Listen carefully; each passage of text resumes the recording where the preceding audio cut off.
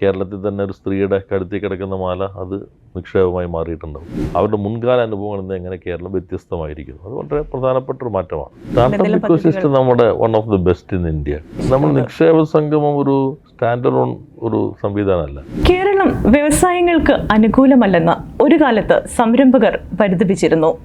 നിരന്തരമായ തൊഴിൽ സമരങ്ങളും അടിസ്ഥാന സൗകര്യങ്ങളുടെ അഭാവവുമൊക്കെ മൂലം ഒരു കാലത്ത് വ്യവസായികളും സംരംഭകരും കേരളത്തിൽ നിന്ന് അകന്നു നിന്നു.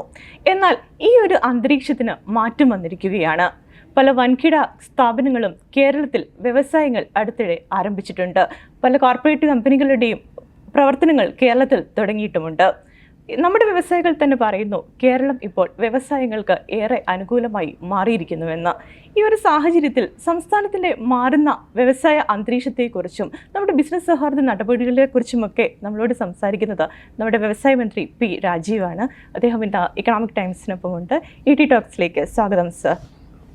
അടുത്തിടെ വൻകിട കമ്പനികൾ കേരളത്തിൽ പ്രവർത്തനം ആരംഭിച്ചിരുന്നു. നമ്മുടെ നീതി ആയോഗിൻ്റെ മുൻ CEO അടുത്തിടെ പറയുകയുണ്ടായി, രാജ്യത്ത് തന്നെ നിക്ഷേപം നടത്താൻ അല്ലെങ്കിൽ ബിസിനസ് നടത്താൻ ഇപ്പോൾ കേരളം മറ്റ് സംസ്ഥാനങ്ങളെ അപേക്ഷിച്ച് നോക്കുമ്പോൾ വളരെ മുന്നിലാണെന്ന്. കേരളത്തിൻ്റെ ഈ ഒരു മാറ്റത്തിന് നമ്മുടെ സർക്കാരിൻ്റെ നയങ്ങൾ അല്ലെങ്കിൽ നമ്മുടെ പോളിസികൾ എത്രത്തോളം സഹായകരമായി, ഏറ്റവും അധികം സഹായിച്ചിട്ടുള്ള നടപടികൾ എന്തൊക്കെയാണ്? കേരളത്തിൻ്റെ ഒരു സവിശേഷത സാധാരണഗതിയിൽ പറയുന്നത് വിദ്യാഭ്യാസ ആരോഗ്യ മേഖലയിലെ മികവായിരുന്നു. എന്നാൽ നമുക്ക് ഉൽപ്പാദന രംഗത്ത് നമുക്ക് വേണ്ടത്ര മുന്നേറാൻ കഴിഞ്ഞിരുന്നില്ല. ഇപ്പോൾ 2016 വന്ന ഗവൺമെൻറ് ആ പരിമിതി കൂടി മറികടക്കാനായി ഇൻഫ്രാസ്ട്രക്ചർ ഡെവലപ്മെൻറ്റിൽ പ്രധാനമായും കേന്ദ്രീകരിക്കുകയുണ്ടായി.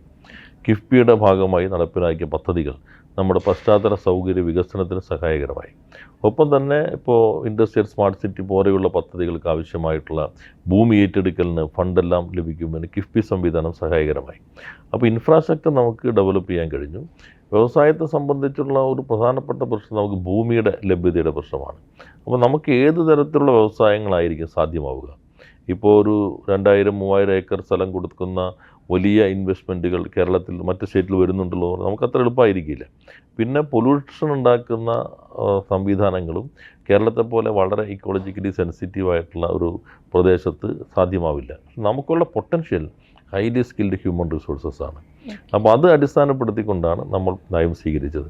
ഇപ്പോൾ 50 കോടി രൂപ വരെയുള്ള ഏത് ഇൻഡസ്ട്രിയും റെഡ് കാറ്റഗറി പെടാത്തത് കേരളത്തിൽ 1 മിനിറ്റ് കൊണ്ട് തന്നെ വേണമെങ്കിൽ തുടങ്ങാം. 2 മിനിറ്റ് നമ്മൾ ഇത് അപ്ലോഡ് ചെയ്ത് കഴിഞ്ഞാൽ പിന്നെ വേറെ സർട്ടിഫിക്കറ്റിൻ്റെ ആവശ്യമില്ല. നിങ്ങൾക്ക് K-SWIFT വഴി, നേരത്തെ അക്നോളജ്മെൻറ്റ് സർട്ടിഫിക്കറ്റ് ആയിരുന്നു, ഇപ്പോൾ പ്രിൻസിപ്പൽ അപ്രൂവൽ കിട്ടും. 3.5 വർഷം പിന്നെ ഒരു ലൈസൻസും വേണ്ട.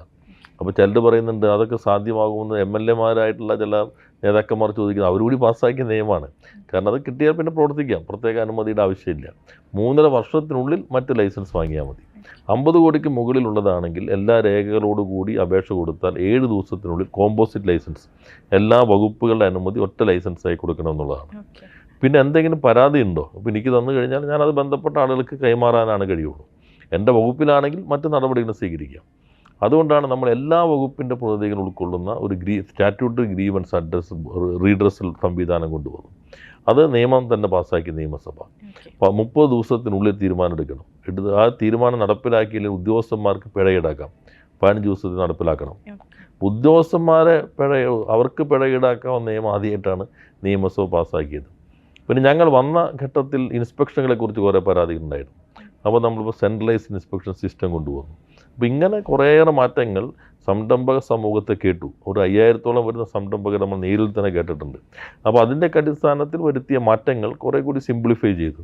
അത് സഹായകരമായിട്ടുണ്ട് എന്നാണ് തോന്നുന്നത്. ഓൺലൈൻ ഏകജാലക സംവിധാനം വ്യാപകമായ മാറ്റം ഈ രംഗത്ത് കൊണ്ടുവന്നിട്ടുണ്ടോ?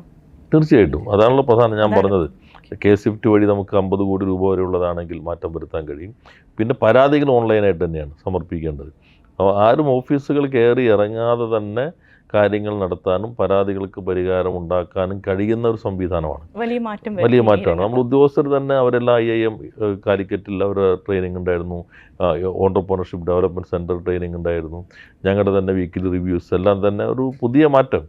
ഒരു വിശ്വാസത്തോടു കൂടി സംരംഭകരെ കാണുന്ന സമീപനത്തിലേക്ക് ഉദ്യോഗ സംവിധാനം വന്നു. ഞാൻ അവരോട് പറഞ്ഞു നിങ്ങൾ കന്നഡ മാറ്റണം. നേരത്തെ വരുന്ന ആൾ ഗവൺമെൻറ് പറ്റിക്കാൻ വരുന്നോ എന്ന സംശയത്തിൻ്റെ കണ്ടായിരുന്നു. ആ കണ്ട മാറ്റി നമ്മൾ വിശ്വാസത്തിൻ്റെ കണ്ടുവച്ചു.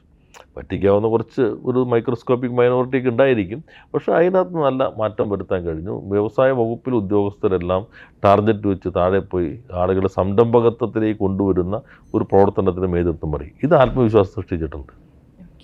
കഴിഞ്ഞ കുറച്ച് വർഷങ്ങളായി കേരളത്തിൽ രജിസ്റ്റർ ചെയ്തിരിക്കുന്ന സംരംഭങ്ങളുടെ എണ്ണം ഒരു 3.4 ലക്ഷമാണെന്നാണ് സർക്കാരിൻ്റെ ഔദ്യോഗിക കണക്ക്. ഈ സംരംഭങ്ങളിലൂടെ കേരളത്തിൽ എത്ര രൂപയുടെ നിക്ഷേപമാണ് എത്തിയത്? ഏതൊക്കെ മേഖലകളിലാണ് കൂടുതൽ നിക്ഷേപം എത്തിയത്? 3.4 ലക്ഷം എന്ന് പറയുമ്പോൾ നമ്മുടെ ഇയർ ഓഫ് എൻ്റർപ്രൈസസ് എന്ന ക്യാമ്പയിൻ്റെ ഭാഗമായി രൂപം കൊണ്ടിട്ടുള്ള MSMEകളുടെ എണ്ണമാണ്. അതുവഴി 23,000 കോടിയോളം രൂപ, 22,400 കോടി രൂപ നിക്ഷേപം ഉണ്ടായി. നിക്ഷേപം വരികയല്ല, നിക്ഷേപം ഉണ്ടായതാണ്. ചിലപ്പോൾ കേരളത്തിൽ തന്നെ ഒരു സ്ത്രീയുടെ കഴുത്തിൽ കിടക്കുന്ന മാല അത് നിക്ഷേപമായി മാറിയിട്ടുണ്ടാവും, അല്ലെങ്കിൽ ബാങ്ക് ഡെപ്പോസിറ്റ് നിക്ഷേപമായിട്ടുണ്ടാവും, അല്ലെങ്കിൽ പണം നേരെ ഇൻവെസ്റ്റ്മെൻ്റ് ആയിട്ടുണ്ടാവും. ഇതുവഴി 7 ലക്ഷത്തിലധികം തൊഴിലവസരം സൃഷ്ടിക്കാനായി നമുക്ക് കഴിഞ്ഞു. അതിൽ ഏറ്റവും പ്രധാനപ്പെട്ടത് 31% വുമൺ ഓൺട്രപ്രണേഴ്സാണ്, 40 ട്രാൻസ്ജെൻഡേഴ്സ് ഉണ്ട്. സോഷ്യലായിട്ടുള്ള നല്ലൊരു ഇൻക്ലൂസീവ് ഇൻഡസ്ട്രിയലൈസേഷനാണ് കേരളത്തിൽ നമ്മളിപ്പോൾ നടപ്പിലാക്കിക്കൊണ്ടിരിക്കുന്നത്. ഏതൊക്കെ മേഖലകളിലേക്കാണ് കൂടുതൽ നിക്ഷേപം എത്തിയിട്ടുള്ളത് ഈ സംരംഭങ്ങളിലൂടെ?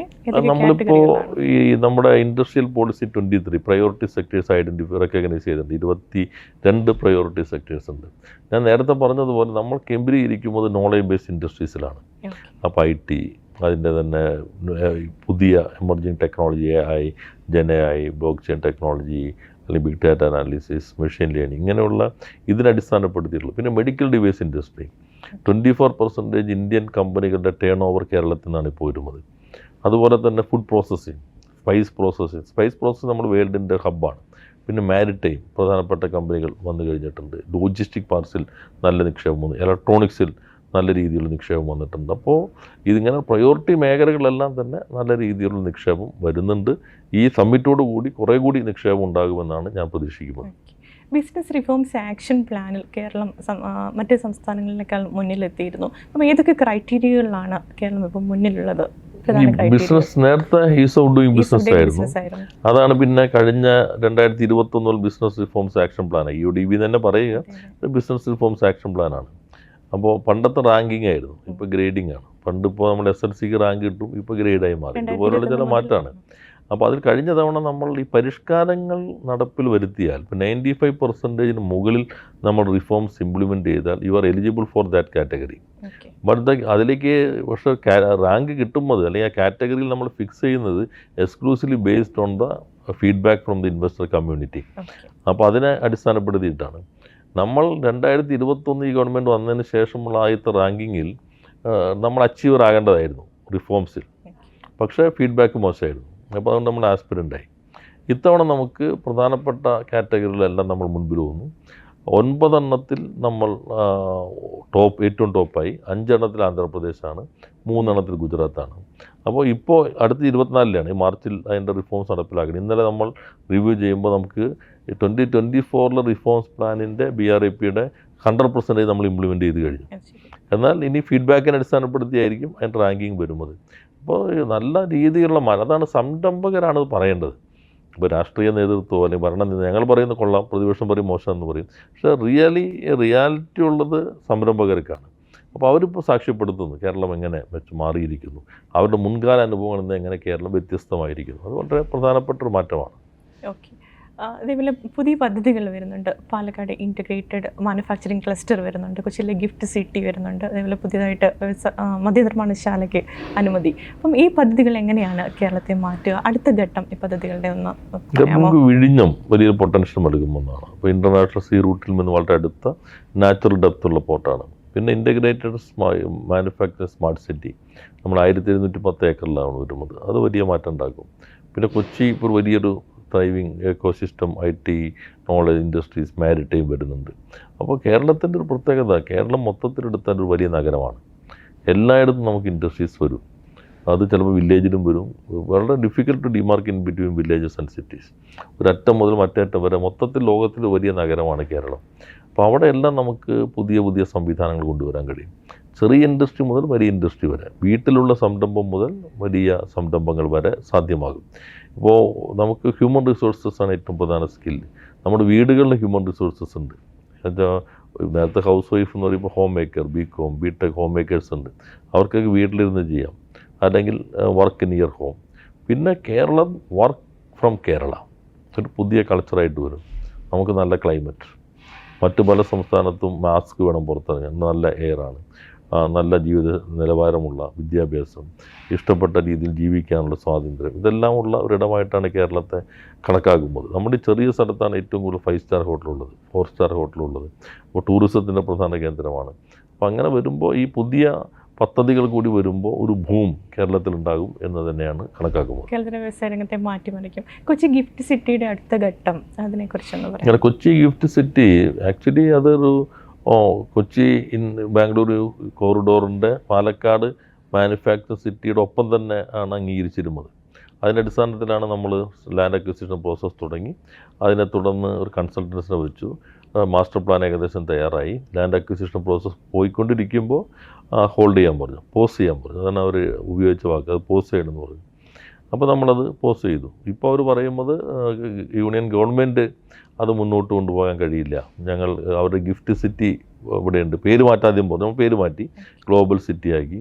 പക്ഷേ ഗുജറാത്ത് ഉള്ളതുകൊണ്ട് ഇപ്പോൾ അവർ വേറെ ഒന്നിനും ഇപ്പോൾ അംഗീകാരം ഇപ്പോൾ കൊടുക്കുന്നില്ല എന്നൊരു സമീപനമാണ്. അതുകൊണ്ട് സ്റ്റേറ്റിന് വേണമെങ്കിൽ ഒറ്റയ്ക്ക് നടത്താം എന്നാണ് ഒടുവിലത്തെ ഇൻഫർമേഷൻ. പക്ഷേ സ്റ്റേറ്റിന് ഒരു ഗിഫ്റ്റ് സിറ്റി കേന്ദ്ര നിയമങ്ങളുടെ എക്സംഷനാണ് പൂർണ്ണമായിട്ടുള്ളത്. അപ്പോൾ ആ സ്റ്റാറ്റസ് ഇല്ലാതെ വന്നാൽ നമുക്കത് മുന്നോട്ട് കൊണ്ടുപോകാൻ കഴിയാതെ വരും. അപ്പോൾ ആ ഡിസ്കഷൻ നടന്നുകൊണ്ടിരിക്കുകയാണ്. സംസ്ഥാനത്ത് ഏതാണ്ട് 6000-ലധികം സ്റ്റാർട്ടപ്പുകൾ രജിസ്റ്റർ ചെയ്തിട്ടുണ്ട്. അപ്പം ജനറേറ്റീവ് AI രംഗത്ത് വളരെ വിപ്ലവം നടക്കുകയാണ്, വിപ്ലവകരമായ മാറ്റങ്ങൾ ഉണ്ടായിക്കൊണ്ടിരിക്കുകയാണ്. അപ്പം AI അധിഷ്ഠിത സ്റ്റാർട്ടപ്പുകളെ പ്രോത്സാഹിപ്പിക്കാൻ സർക്കാരിന് എന്തെങ്കിലും നയങ്ങളുണ്ടോ? സ്റ്റാർട്ടപ്പ് ഇക്കോസിസ്റ്റം നമ്മുടെ one of the best in India. അതോടൊപ്പം ഏഷ്യയിലെ തന്നെ ഏറ്റവും അഫോർഡബിൾ ആയിട്ടുള്ള ഒരു സ്റ്റാർട്ടപ്പ് ഇക്കോസിസ്റ്റമാണ്. ജെൻഎഐയുടെ നമ്മളാണ് ഇന്ത്യയിൽ ആദ്യമായിട്ട് ഒരു കോൺക്ലേവ് നടത്തിയത്. IBM അവരുടെ സെൻറ്റർ ഓഫ് എക്സലൻസ് ഓൺ ജെൻഎഐ കൊച്ചിയിലാണ് ആരംഭിച്ചിട്ടുള്ളത്. നമ്മുടെ സ്റ്റാർട്ടപ്പുകൾ AI രംഗത്ത് നിരവധി സ്റ്റാർട്ടപ്പുകളുണ്ട്. അപ്പോൾ നമുക്ക് നല്ല രീതിയിലുള്ള ഒരു സംവിധാനമുണ്ട്. അപ്പോൾ AIയെ പ്രോത്സാഹിപ്പിക്കുന്ന രൂപത്തിലുള്ള പ്രവർത്തനങ്ങളാണ് നമ്മൾ സംഘടിപ്പിക്കുന്നത്. കാരണം AI ഇത് ഡിസ്പ്ലേസ്മെൻറ്റിനൊക്കെ സാധ്യതകൾ കാണുന്നുണ്ടെങ്കിലും കേരളത്തെ സംബന്ധിച്ചുള്ളൊരു പൊട്ടൻഷ്യൽ നമ്മുടെ ആളുകൾക്കാണ് ഈ ടൂളും ഇപ്പോഴത്തുള്ള ഏജൻസും ഒക്കെ ഡെവലപ്പ് ചെയ്യാനുള്ള ഒരു ദൈക്ഷണികമായിട്ട് കഴിയുന്ന ഒരു കഴിവ് കേരളത്തിൻ്റെ യൂത്തിനുണ്ട്. അപ്പോൾ നമുക്ക് കുറേ പൊട്ടൻഷ്യൽ ഇതുവഴി ഉണ്ടാക്കാൻ കഴിയുമെന്നാണ് കണക്കാക്കുന്നത്. സ്റ്റാർട്ടപ്പുകൾ അഭിമുഖീകരിക്കുന്ന മറ്റൊരു പ്രശ്നം, തുടങ്ങുന്ന എല്ലാ സ്റ്റാർട്ടപ്പുകളും സക്സസ് ആക്കാനുള്ള വിജയത്തിലെത്തിക്കാൻ പറ്റത്തില്ല. അപ്പം ഇത്തരം സംരംഭകർക്ക് സപ്പോർട്ട് കൊടുക്കുന്ന അല്ലെങ്കിൽ അങ്ങനെ എന്തെങ്കിലും പദ്ധതികൾ സർക്കാരിൻ്റെ ഭാഗത്തുനിന്ന് പലർക്കും ഈ ആശയക്കുറവ്. സ്റ്റാർട്ടപ്പും MSME രണ്ടാണ്. സ്റ്റാർട്ടപ്പുകൾ ഇന്ത്യയിൽ ഒരു 80 to 90% സർവൈവ് ചെയ്യില്ല. 10 to 20% മാത്രമാണ് കയറി വരാൻ കഴിയുന്നത്. അതിൽ ചിലത് 10 വർഷത്തിനുള്ളിലേക്ക് കയറി വരുന്നതുണ്ട്. അപ്പോൾ അതായിരിക്കും എൻ്റെ ഒരു ഐഡിയ വരും. അപ്പോൾ പരാജയപ്പെടല്ല ചെയ്യുന്നത്, ഒരു പഠിച്ച് അടുത്തേക്കുള്ളൊരു ഇത് നൽകുക ചെയ്യുന്നത് സ്റ്റാർട്ടപ്പുകളുടെ. അപ്പോൾ അതിൽ ഗവൺമെൻറ് ഇപ്പോൾ അതിനുള്ള സൗകര്യം സീഡ് മണി കൊടുക്കുന്നുണ്ട്, സ്കെയിലിംഗ് അപ്പ് കൊടുക്കുന്നുണ്ട്. ഒപ്പം തന്നെ നമ്മൾ ഇപ്പോൾ ഈ ജെൻ റോബോട്ടിക്സ് ആദ്യം വരുമ്പോൾ ഒരു സ്ഥലമേ ഇല്ല. അപ്പോഴാണ് കഴിഞ്ഞ ഗവൺമെൻറ് സമയത്ത് ഒരു ചെറിയ ക്യൂബിക്കിൾ കൊടുത്ത് അവിടെ നിന്നാണ് അത് ഡെവലപ്പ് ചെയ്ത് അവരിപ്പോൾ വലിയ സ്ഥാപനമായി മാറിയത്. അങ്ങനെയുള്ള എല്ലാ സപ്പോർട്ടും ഗവൺമെൻറ് സ്റ്റാർട്ടപ്പുകൾ കൊടുക്കുന്നുണ്ട്. ക്യാമ്പസുകളിൽ മെന്ററിങ് അത് ക്യാമ്പസുകൾക്കകത്ത് സ്റ്റാർട്ടപ്പുകളുണ്ട്. ഇപ്പോൾ ആയിരക്കണക്കിന് സ്റ്റാർട്ടപ്പുകളുണ്ട്. ഇനി ഞങ്ങളിപ്പോൾ ക്യാമ്പസ് ഇൻഡസ്ട്രിയൽ പാർക്ക് ആരംഭിക്കുന്നുണ്ട്. ഓരോ കോളേജിനോട് ചേർന്ന് ഇൻഡസ്ട്രിയൽ പാർക്ക്. അപ്പോൾ കുട്ടികൾക്ക് അവിടെ ജോലി ചെയ്യാം. അതോടൊപ്പം അവർ പഠിക്കുന്ന വിഷയമാണെങ്കിൽ പുറത്തുനിന്ന് ക്രെഡിറ്റ് കിട്ടും. അപ്പോൾ പുറത്തൊന്നും പോകാതെ തന്നെ ഇവിടെ പഠിക്കുകയും ജോലി ചെയ്യുകയും ചെയ്യാം. അതൊരു പുതിയ കോൺസെപ്റ്റാണ്. അത് നല്ല രീതിയിൽ തന്നെ മുന്നോട്ട് കൊണ്ടുപോകും. സജ്ജീകരിച്ചിട്ടുണ്ടോ? അതെ അതെ, ഒരു 10 എണ്ണം എങ്കിലും ഇപ്പോൾ നമുക്ക് കൊടുക്കാൻ കഴിയുമെന്നാണ് പ്രതീക്ഷിക്കുന്നത്. ആ പ്രോസസ്സ് നടന്നുകൊണ്ടിരിക്കുകയാണ്. ഭൂമി സ്വന്തമായിട്ടുള്ള ക്യാമ്പസുകൾക്കാണ് അവർക്ക് അവരുടെ റെഗുലേറ്ററി ബോഡി പറയുന്ന ഭൂമിയിൽ കൂടുതലുണ്ടെങ്കിൽ, ഇപ്പോൾ UGC AICT ഒക്കെ പറയില്ല ഇത്ര എക്സ്റ്റെൻറ്റ് ഓഫ് ലാൻഡ് വേണം. അത് കഴിഞ്ഞ് 5 ഏക്കർ കൂടുതലുണ്ടോ അപ്പോൾ നമ്മളൊരു സ്റ്റാറ്റസ് കൊടുക്കും. അവിടെ ഇൻഡസ്ട്രിയൽ പാർക്ക് കൊടുക്കാം. ഡെവലപ്മെൻറ്റ് നമ്മൾ ഇൻസെൻറ്റീവ് കൊടുക്കും. അവിടെ സിംഗിൾ വിൻഡോ ക്ലിയറൻസ് ബോർഡ് കൊടുക്കും. അപ്പോൾ അതിനുള്ള എല്ലാ സൗകര്യവും ചെയ്തു കൊടുക്കും. ഏറ്റവും ഒടുവിൽ നിക്ഷേപ സംഗമത്തെക്കുറിച്ചാണ്. ഏതൊക്കെ മേഖലകളിലാണ് നിക്ഷേപം പ്രതീക്ഷിക്കുന്നത്? ഈ നിക്ഷേപ സംഗമം കേരളത്തിൻ്റെ ഇൻവെസ്റ്റ്മെൻറ്റ് സെക്ടറിൽ അല്ലെങ്കിൽ വ്യവസായ മേഖലയിൽ എന്ത് മാറ്റം കൊണ്ടുവരുമെന്നാണ് പ്രതീക്ഷിക്കുന്നത്? നമ്മൾ നിക്ഷേപ സംഗമം ഒരു സ്റ്റാൻഡേർഡ് ഓൺ ഒരു സംവിധാനമല്ല. ഇത് നമ്മൾ 29 തന്നെ തീരുമാനിച്ച് 25 മതി. കാരണം ഈ വഴിയൊരുക്കി എല്ലാം ഒരു ശരിയായ രൂപത്തിലെത്തിച്ചിട്ടാണ്. അതിനുശേഷം നമ്മളൊരു 50ഓളം വരുന്ന പ്രിപ്പറേറ്റീവ് പ്രോഗ്രാംസ് ഉണ്ടായി. അതിൻ്റെ കൾമിനേഷനായിട്ടാണ് ഇത് വരുന്നത്. ഇപ്പോൾ കേരളം വിസിബിളാണ്. കേരളം മാറിയിരിക്കുന്നു. We are trying to change the nature of business also. അപ്പോൾ കേരളം ഒരു ഡെസ്റ്റിനേഷനായി മാറി, ഒരു ഇൻവെസ്റ്റ്മെൻറ്റ് ഡെസ്റ്റിനേഷനായി മാറി, വിസിബിളാക്കാൻ കഴിഞ്ഞു. പിന്നെ നമ്മളിപ്പോൾ അതിൻ്റെ ഒരു പ്രത്യേക ഘട്ടമാണ്. എൻഡല്ല, ബിഗിനിങ് അല്ല, എൻഡല്ല, ഒരു ഷോ അല്ല. ഇതൊരു യാത്രയുടെ ഒരു പ്രത്യേക ഘട്ടമാണ്. ഇവിടെ നമ്മൾ നല്ല രീതിയിൽ റിയലിസ്റ്റിക് ഇൻവെസ്റ്റ്മെൻറ്റാണ് പ്രതീക്ഷിക്കുന്നത്. ആ ഇൻവെസ്റ്റ്മെൻറ്റ് വന്നു കഴിഞ്ഞാൽ അത് ഇംപ്ലിമെൻറ്റ് ചെയ്യാൻ കഴിയുന്ന ഒരു പ്രത്യേക ടീം ഉണ്ടായിരിക്കും. അതിന് ഞങ്ങൾ ഡാഷ്ബോർഡ് തന്നെ ഓരോന്നുണ്ട്. ഇപ്പോൾ ഗ്രീനിലേക്ക് എത്താനുള്ള പല ഘട്ടങ്ങളുണ്ടാവും. അതെല്ലാം തന്നെ ക്രമീകരിക്കുന്നുണ്ട്. നല്ല ഇൻവെസ്റ്റ്മെൻറ്റ് പ്രൊപ്പോസൽ വരുമെന്നാണ് പ്രതീക്ഷിക്കുന്നത്. കേന്ദ്ര മന്ത്രിമാർ വരുന്നുണ്ട്, വിദേശ മന്ത്രിമാർ വരുന്നുണ്ട്, ഇൻവെസ്റ്റേഴ്സ് വരുന്നുണ്ട്. കേരളത്തിനകത്ത്, ഇന്ത്യക്ക് പുറത്തു നിന്നും വരുന്നുണ്ട്. ഒരു ടീം വർക്ക് ചെയ്യുന്നുണ്ട്. EOEയിലേക്ക് പോകും. EOE അടിസ്ഥാനപ്പെടുത്തി തന്നെ നമ്മൾ കാറ്റഗറൈസ് ചെയ്യും. ഇമ്മീഡിയറ്റായി നടപ്പിലാക്കാൻ പറ്റുന്നത്, കുറച്ച് ക്ലിയറൻസുകൾ വേണ്ടി വരുന്നത്, അങ്ങനെ കാറ്റഗറൈസേഷൻ നടത്തും. ടീം വർക്ക് ചെയ്യും. എനിക്ക് തോന്നുന്നു റിയലിസ്റ്റിക് ആയിട്ടുള്ള ഒരു ഇൻവെസ്റ്റ്മെൻറ്റിലേക്ക് പോകും. ഇതൊരു ഗെയിം ചേഞ്ചറായി മാറുമെന്നാണ് കണക്കാക്കുന്നത്. മുൻഗണനാ മേഖലകളുണ്ടോ? ഏതെങ്കിലും പ്രത്യേക മേഖലകൾ? അത് നേരത്തെ പറഞ്ഞല്ലോ, നമ്മുടെ ഇൻഡസ്ട്രി പോളിസിയിൽ 22 priority sector: knowledge based industries, maritime, logistic, food processing, tourism, IT, medical device industry, graphene, automotive technology, ഇങ്ങനെയുള്ള മേഖലകളിലാണ് പ്രധാനമായിട്ടും കേന്ദ്രീകരിക്കുന്നത്. ഇതിൽ തന്നെ കൂടുതൽ മുൻഗണന നൽകുന്ന 22 മേഖലകൾ, കൂടുതൽ നിക്ഷേപം പ്രതീക്ഷിക്കുന്ന മുൻഗണനാ മേഖലകൾ ഏതൊക്കെയാണ്? അതിലിപ്പോൾ വരുന്നതനുസരിച്ച് മെഡിക്കൽ ഡിവൈസ് ഇലക്ട്രോണിക്സിൽ വരുന്നുണ്ട്, ലോജിസ്റ്റിക്കിൽ വരുന്നുണ്ട്, മാരിടൈമിൽ നന്നായി വരുന്നുണ്ട്, ഓട്ടോമോട്ടീവ് ടെക്നോളജി വരുന്നുണ്ട്, ഇലക്ട്രോണിക്സിൽ നന്നായി വരുന്നുണ്ട്, PCB, അതുപോലെ ഫ്ലെക്സിബിൾ PCB, ഈ മേഖലകളിൽ വരുന്നുണ്ട്. പിന്നെ പുതിയ എമർജിങ് ടെക്നോളജി മേഖലയ്ക്കകത്ത് വരുന്നുണ്ട്. അപ്പോൾ നല്ല രീതിയിൽ ഈ മേഖലകൾക്കകത്ത് നിക്ഷേപ പ്രതീക്ഷകളാണ് ഞങ്ങൾക്കുള്ളത്. റെസ്പോൺസിബിൾ ഇൻവെസ്റ്റ്മെൻ്റ് ആണ് നമ്മുടെ വ്യവസായ നയത്തിൻ്റെ ഒരു പ്രത്യേകത. പ്രകൃതിക്കുമൊക്കെ പ്രാധാന്യം നൽകിക്കൊണ്ടുള്ള വ്യവസായ നയം. അപ്പം ഈ വ്യവസായത്തിൽ നമ്മുടെ രാഷ്ട്രീയം എങ്ങനെയാണ്? വികസനത്തിന് രാഷ്ട്രീയം ആവശ്യമുണ്ടോ? അതിന് നിലപാട്? കക്ഷി രാഷ്ട്രീയമല്ല വികസനത്തിൻ്റെ രാഷ്ട്രീയം. കക്ഷി രാഷ്ട്രീയം ഓരോരോ കക്ഷിയുടെയും രാഷ്ട്രീയമാണ്. വികസനത്തിൻ്റെ രാഷ്ട്രീയം കുറേ കൂടി വിശാലമായ ഒന്നാണ്. ഞങ്ങളുടെ പെർസ്പെക്റ്റീവ് ഇൻക്ലൂസീവ് ഇൻഡസ്ട്രിയലൈസേഷനാണ്. സാധാരണ വ്യവസായവൽക്കരണം ഏതെങ്കിലും നഗരങ്ങളെ കേന്ദ്രീകരിച്ച്, വൻകിട വ്യവസായങ്ങളെ കേന്ദ്രീകരിച്ചിട്ടായിരിക്കും. പക്ഷേ കേരളത്തിൽ നമ്മൾ നാനോ, മൈക്രോ, സ്മോൾ, മീഡിയം തുടങ്ങി വലിയ വ്യവസായങ്ങൾ വരെ ഉള്ളതാണ്. ഏതെങ്കിലും പ്രദേശത്തുള്ള കേരളത്തിൽ മൊത്തത്തിലുള്ള വികസനമാണ്. ഇപ്പോൾ നമ്മൾ പുതിയ ഓൺട്രപ്രനേഴ്സ് എടുത്തു കഴിഞ്ഞാൽ അതിൽ 31% സ്ത്രീകളാണ്, 4% SC ഉണ്ട്, ST ഉണ്ട്, 40 ട്രാൻസ്ജെൻഡേഴ്സ് ഉണ്ട്. ഒപ്പം തന്നെ കേരളത്തിൽ എല്ലായിടത്തും വ്യവസായങ്ങൾ ആരംഭിച്ചിട്ടുണ്ട്. അതിനകത്ത് ഗ്രാമനഗര വ്യത്യാസങ്ങളില്ലാതെ വ്യവസായങ്ങൾ ആരംഭിക്കുന്നു. ഒരു ഇൻക്ലൂസീവ്നെസ് ഉണ്ട്. പിന്നെ നിലവിലുള്ള വ്യവസായങ്ങളെ ഉയർത്താനുള്ള മിഷൻ 1000 ഉണ്ട്. ഒരു 100 കോടി turn ഓവറുള്ള 1000 industries, 1 lakh crore turn ഓവറായി. അപ്പോൾ അങ്ങനെ ഒരു പ്രോഗ്രാം ആണ്. അപ്പോൾ ഒരു ചേർത്ത് പിടിച്ചിട്ടുള്ള ഒരു സംവിധാനമാണ്. പബ്ലിക് സെക്ടറിനെ നമ്മളൊപ്പം നിർത്തുന്നു. പബ്ലിക് സെക്ടറിന് ലാഭ് ഇരട്ടിയായി മാറി എന്നുള്ള വാർത്ത നിങ്ങൾ വായിച്ചിട്ടുണ്ടാവും. അതിനെ മോഡേണൈസ് ചെയ്യുന്നു. അപ്പോൾ അങ്ങനെയുള്ള മറ്റ് ഇതിൽ നിന്ന് വ്യത്യസ്തമായിട്ടുള്ള വൻകിടയും വേണം, വലിയ വ്യവസായങ്ങളും വേണം. ആ വ്യവസായങ്ങൾ വരുമ്പോൾ നേച്ചറിൻ്റെ അതുമായി ഇൻക്ലൂസീവ്നെസ് ഉണ്ട്. പ്രകൃതിയുടെ സംരക്ഷിക്കണം, റെസ്പോൺസിബിൾ ആയിരിക്കണം, നിയമാനുസൃതമായിരിക്കണം. എന്നാൽ നിയമം മാറേണ്ടതുണ്ടോ? മാറേണ്ടത് ഒരു ശരിയായ ആവശ്യമാണെങ്കിൽ government is ready to amend it. അപ്പോൾ അങ്ങനെയുള്ളതാണ് we are trying to change the nature of business. അതാണ് ഞങ്ങളുടെ ഒരു പെർസ്പെക്റ്റീവ്. കേരളത്തിൻ്റെ മാറുന്ന നിക്ഷേപ അന്തരീക്ഷത്തെക്കുറിച്ചും വ്യവസായങ്ങൾക്കുണ്ടായിരിക്കുന്ന പുരോഗതിയെക്കുറിച്ചുമൊക്കെ നമ്മളോട് സംസാരിച്ചത് വ്യവസായ മന്ത്രി തന്നെയാണ്. Thank you sir. നമസ്കാരം.